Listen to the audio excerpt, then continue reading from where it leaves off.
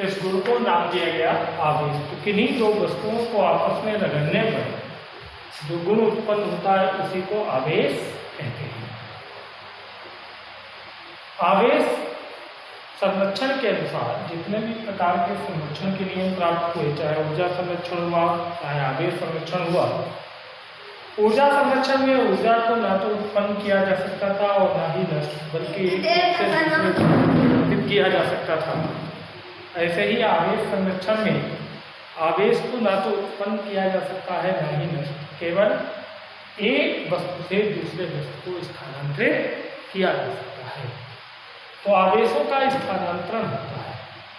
इसके आधार पर आवेश दो प्रकार के बनाए गए, एक धनात्मक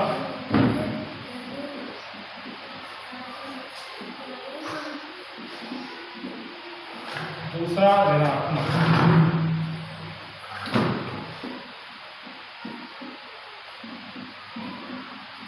तो जो धनात्मक आवेश होते हैं ये स्थिर अवस्था के होते हैं और ऋणात्मक आवेश मुक्त इलेक्ट्रॉन कहलाते हैं, ये गतिशील होते हैं। तो इन गतिशील आवेशों के कारण ही विद्युत धारा का प्रवाह होता है, जिसके बारे में हम लोग यहाँ पर जानकारी देंगे।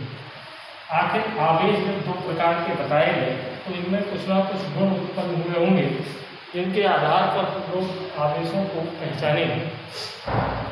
तो जिस प्रकार से अगर हम एक चुंबक की बात करें तो चुंबक में दो ध्रुव होते हैं, उत्तरी और दक्षिणी। एक को नॉर्थ और दूसरे को साउथ बोलते हैं।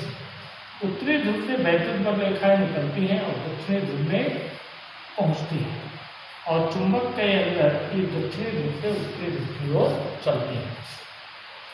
तो इन चुंबक के चारों ओर का जो क्षेत्र होता है, जहाँ तक ये वैद्युत बल रेखाएं चलती हैं, वहीं पर चुंबकत्व के गुण का अनुभव किया जाता है।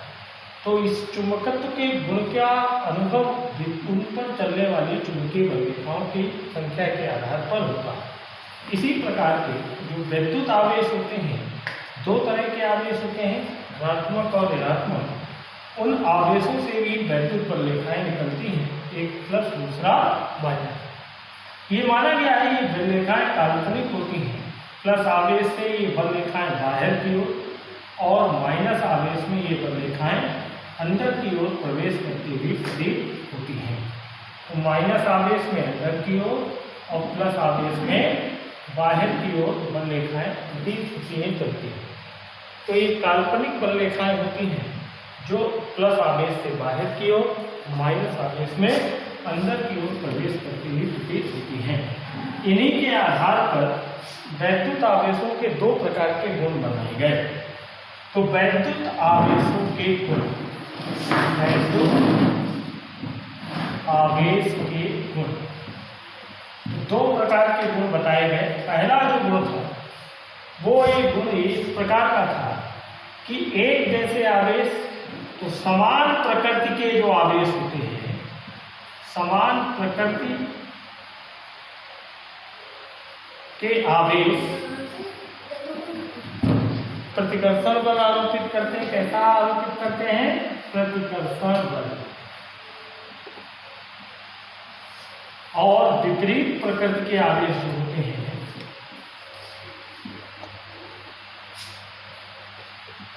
विपरीत प्रकृति के आवेश आकर्षण बल का अनुभव करते हैं। तो समान प्रकृति के आवेश विकर्षण बल और विपरीत प्रकृति के आवेश आकर्षण बल का अनुभव करते हैं। तो ये पहला गुण हो गया। दूसरा गुण होता है कि आवेश होते क्या हैं। तो इनका आवेशों का जो बात करते हैं द्वितीय गुण की, तो द्वितीय गुण में बताया जाता है आवेश क्वांटीकृत होते हैं, क्वांटीकृत होते हैं। क्वांटीकृत का मतलब हो गया Q बराबर N। आवेश इलेक्ट्रॉन के समूह के रूप में रहते हैं, जहां N जो होता है वो नंबर ऑफ इलेक्ट्रॉन है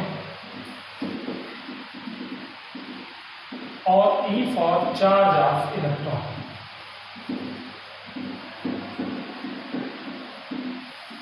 यानी कि Q बराबर N का मतलब हो गया अगर इलेक्ट्रॉनों के समूह को हम लोग एक जगह इकट्ठा कर दें तो वो सभी आवेश कहलाएंगे और चार्ज ऑफ इलेक्ट्रॉन का मतलब होता है माइनस का 1.6 गुणा 10⁻⁻19 कूलम। चूँकि आवेश की खोज कूलाम ने की थी, इस आधार पर इसका मात्रक भी कूलाम कहा जाता है। तो आवेश का मतलब हो गया दो वस्तुओं को आपस में रगड़ने पर उन वस्तुओं के बीच में आकर्षण का गुण उत्पन्न हो जाना आवेश कहलाता है। और आवेश के मुख्यतः दो गुण बताए गए, समान प्रकृति के आवेश में प्रतिकर्षण बल और विपरीत प्रकृति के आवेशों में आकर्षण बल लगता है। आवेश क्वांटीकृत होते हैं, Q बराबर N के रूप में रहते हैं। N का मतलब number of electron, E bar charge of electron, और जो चार्ज होता है इलेक्ट्रॉन पर वो माइनस का 1.6 गुणा 10⁻⁻19 कूलाम होता है। वैज्ञानिक कूलाम ने विभिन्न प्रकार के प्रयोग किए और अपना एक नियम प्रस्तुत किया था जिसको कूलाम का नियम कहा गया। तो ये पहले हम लोग पढ़ेंगे कूलाम का नियम। तो आखिर कूलाम का नियम होता क्या है, इसको हम लोग इंग्लिश में कूलम्स लॉ बोलते हैं।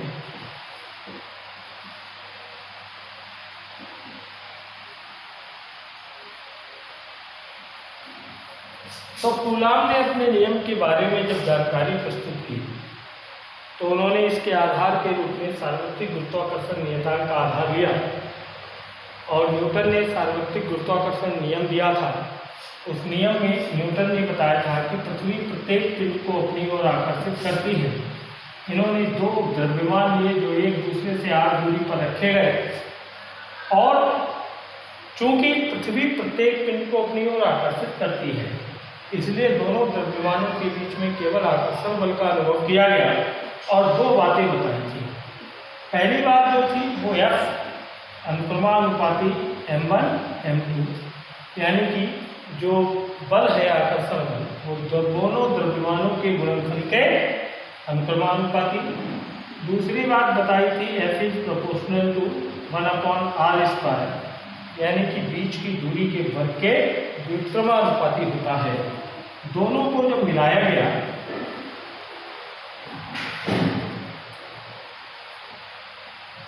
तो F अनुक्रमानुपाती m1 m2/r²। अब अनुक्रमानुपाती को हटाने के लिए एक नियतांक लिया गया। तो यहाँ पर जो नियतांक लिया गया था F बराबर G m1 m2/r², जहाँ जो G था इसको कहा गया सार्वत्रिक गुरुत्वाकर्षण नियतांक।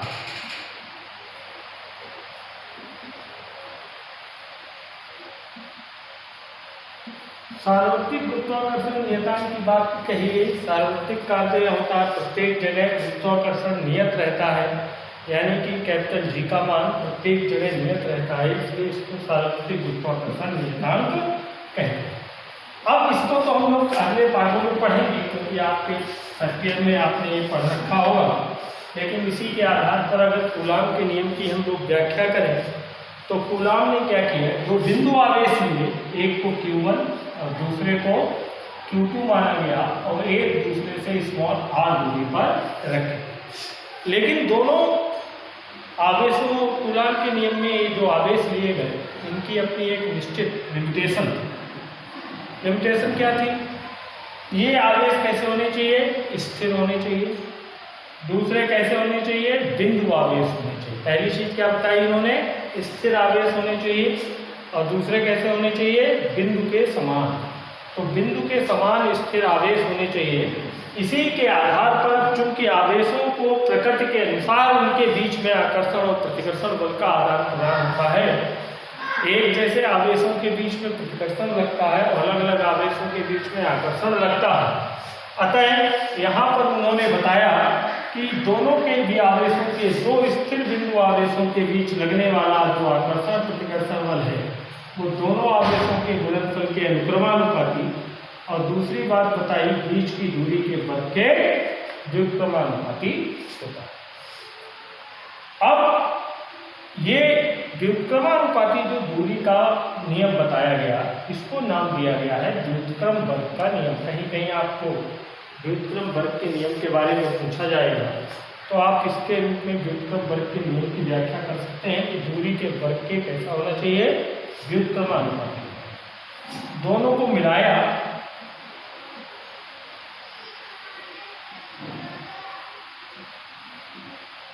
तो हमारे पास F इज proportional to Q1 Q2 upon R square निकल के आएगा। अब यहाँ पर भी इन्होंने अनुक्रमानुपाती का कूलाम ने नियम चिन्ह हटाया तो एक नियतांक लिया, उस नियतांक का नाम दिया गया 1/4 pi epsilon 0 Q1 Q2 upon R square. तो 4 पाई के बारे में तो आप जानते हैं, इसको हम लोग कहते हैं एप्सिलॉन 0। क्या कहेंगे? एप्सिलॉन 0।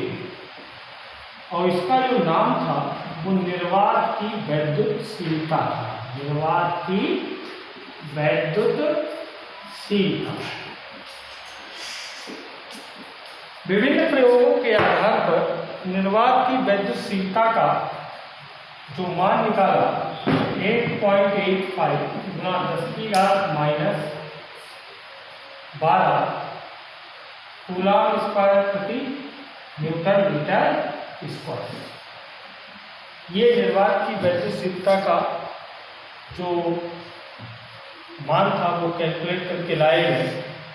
इसके आधार पर जो 1/4 पाई एप्सिलॉन 0 पूरे की वैल्यू निकाली वो 9 गुना 10⁻9 न्यूटन मीटर स्क्वायर प्रति कूलाम स्क्वायर। तो जहाँ पर भी आपको न्यूमेरिकली या आंकिक वैल्यू रखनी होगी वहाँ पर ये जो सूत्र आपका बनेगा वो यह बराबर 9 गुना 10⁻9 Q1 Q2 upon R square. ये आंकिक मान के लिए है, क्योंकि बल का मात्रक न्यूटन होता है इसलिए इसका मात्रक भी न्यूटन रखा गया। तो इस आधार पर अगर हम कूलाम के नियम की व्याख्या करेंगे तो कूलाम के नियम को रखने की आवश्यकता नहीं, केवल 2 बातें आपको ध्यान रखनी है। तो लिमिटेशन के रूप में ध्यान रखना है तो पहली चीज आपको लगानी है, इन्हीं 2 स्थिर बिंदु आवेशों के बीच कैसे बिंदु आवेश होने चाहिए? स्थिर बिंदु आवेशों के बीच लगने वाला आकर्षण अथवा प्रतिकर्षण बल कैसा होना चाहिए? बल आकर्षण और प्रतिकर्षण दोनों तरह के बल हो सकते हैं। तो किन्हीं 2 स्थिर बिंदु आवेश के बीच लगने वाला आकर्षण अथवा प्रतिकर्षण बल दोनों आवेशों के गुणनफल के अनुक्रमानुपाती तथा बीच की दूरी के वर्ग के व्युत्क्रमानुपाती होता है। ठीक है, तो इसको हम आप अपने आप लिख सकते हैं, किन्हीं 2 स्थिर बिंदु आवेशों के बीच लगने वाला आकर्षण अथवा प्रतिकर्षण बल दोनों आवेशों के गुणनफल के अनुक्रमानुपाती बीच की दूरी के वर्ग के व्युत्क्रमानुपाती होता है। तो ये आपका कूलाम का नियम आया, जिसके आधार पर हम विभिन्न अन्य मानों की मान ज्ञात करेंगे। और ये बहुत इम्पोर्टेंट है, अक्सर आप लोगों के इस पर सवाल पूछ दिया जाता है या कूलाम का नियम भी बोर्ड की परीक्षा में पूछ दिया जाता है। तो हम लोगों ने सबसे पहले पाठ में आवेश के बारे में जाना, विद्युत धारा क्या होती है, विद्युत धारा आवेश के प्रवाह की दर को हम लोग विद्युत धारा कहते हैं, तो उसको जाना। और उस आधार पर हम लोगों ने आवेशों के गुण की व्याख्या की। तो आवेश के 2 तरह के गुण होते हैं, एक तो एक जैसे आवेश एक दूसरे को प्रतिकर्षित करते हैं और अलग अलग आवेश एक दूसरे को आकर्षित करते हैं। दूसरा आवेश क्वांटीकृत होते हैं, Q बराबर NE, और उन आवेशों के आधार पर ही हम लोगों ने दोनों आवेशों के बीच लगने वाले आकर्षण और प्रतिकर्षण के बल का अनुभव किया। और कूलाम ने अपना एक नियम दिया था जिसको कूलाम का नियम कहा गया।